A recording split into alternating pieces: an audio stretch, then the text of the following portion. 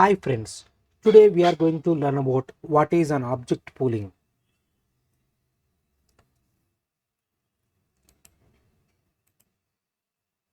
Object pooling in C# is a design pattern that is used to manage the reuse of objects that are expensive to create and destroy frequently. Instead of creating and destroying objects every time they are needed, object pooling maintains a pool of reusable objects, thereby improving performance and memory management.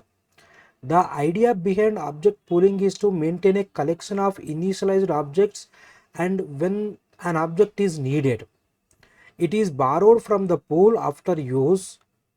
The object is returned to the pool for reuse rather than being discarded and recreated.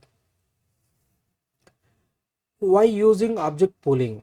Performance improvement. Creating objects, especially complex, expensive objects, frequently can lead to performance issues due to overhead of object creation and garbage collection.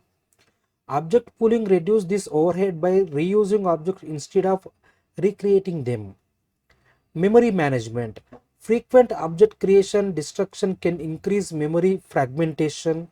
Object pooling helps manage memory more efficient by reusing existing object.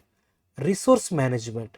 For resources like database connection, network connections, threads, etc., object pooling ensures that expensive resources are reused and managed effectively without unnecessary allocation and deallocation.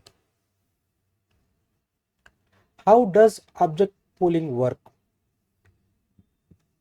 Pool initialization. A pool of object is created in advance and stored in memory. The pool contains pre-allocated set of objects that can be reused when needed. Object borrowing. When a new object is needed, an object from the pool is borrowed. If no available object exists, the pool may create a new one based on certain limits. Object returning. Once the object is done being used, it is returned to the pool instead of being destroyed. The object is then available for reuse.